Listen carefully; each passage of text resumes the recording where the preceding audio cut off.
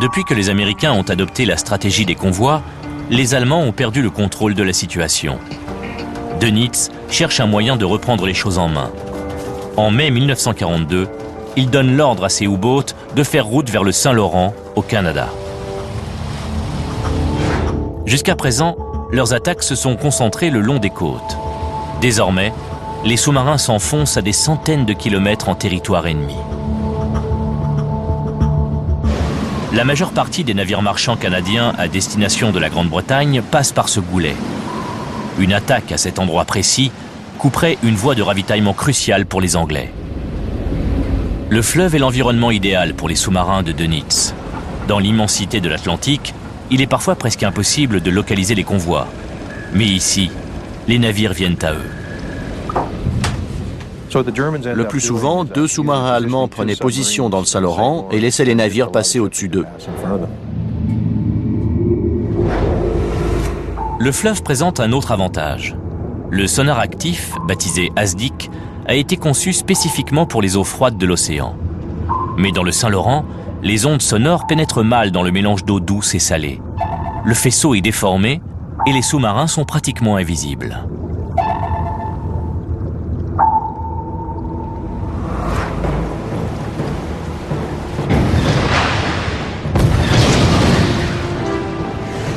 Dès mai 1942, les U-boats sèment la terreur parmi les navires qui descendent le Saint-Laurent. À la fin de l'été, Dönitz lance une offensive qui, espère-t-il, portera un coup fatal aux Alliés. 6 décembre 1942, le QS-33, un petit convoi de 13 navires, a quitté le port de Québec pour Sydney, en Nouvelle-Écosse. Il est suivi par 2 sous-marins allemands en plongée. La corvette HMCS Arrowhead est un des bâtiments d'escorte. À son bord se trouve l'opérateur sonar Jeff Smith. On descendait le long de la côte, à 1500 mètres du rivage. Un navire marchand faisait route à tribord. J'étais en train de le regarder par la fenêtre de la passerelle.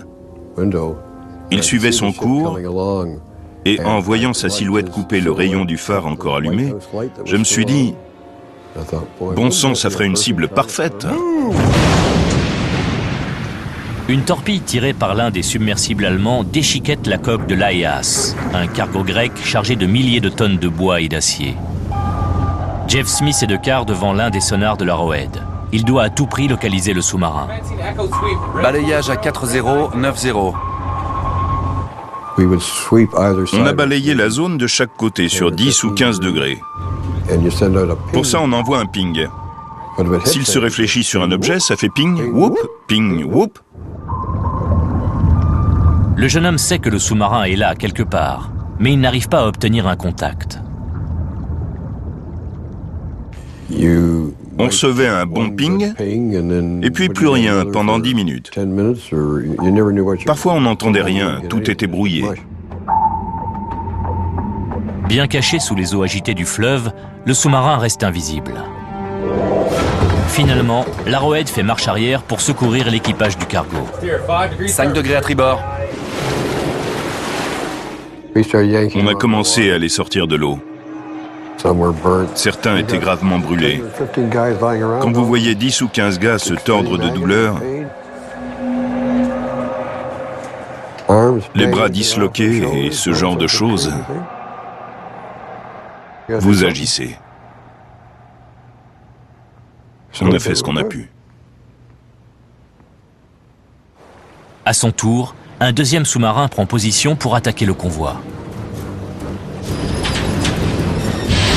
C'est la première mission de son commandant, Paul Hartwig, impatient de se faire un nom parmi les as de la flotte allemande.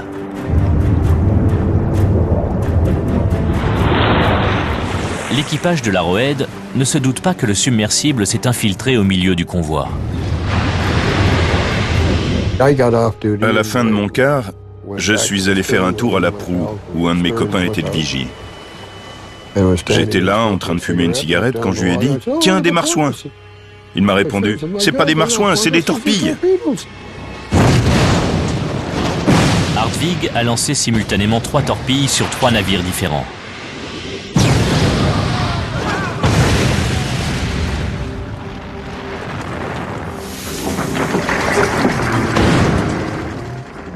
Ils ont coulé tout de suite. 010. Mais l'Arrowhead parvient à établir un faible contact sonar avec le sous-marin. 308. On lui a donné la chasse. Ping, ping, whoop, ping, ping, whoop. On est passé directement au-dessus de lui et on l'a eu pile dans notre ligne de mire sur l'écran radar. 306. La corvette riposte à coups de grenades sous-marines.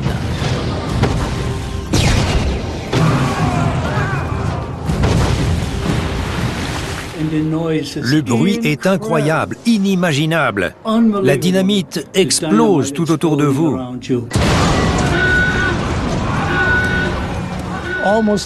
On a l'impression qu'une masse géante s'abat sur vous.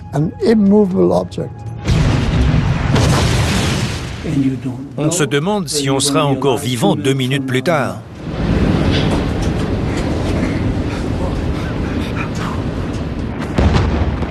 L'Arrowhead ne relâche pas la pression.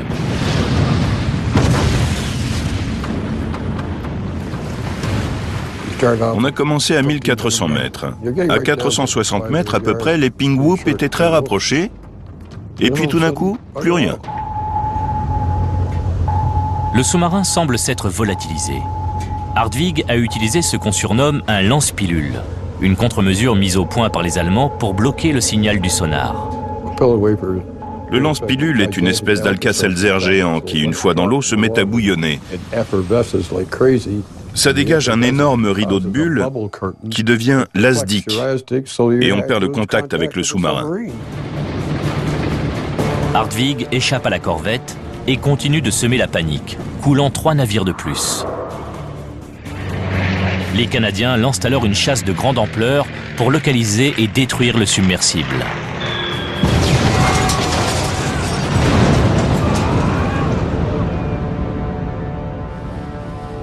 Quelques semaines plus tard, Hartwig quitte les eaux canadiennes sans avoir été repéré et fait route vers sa base en France.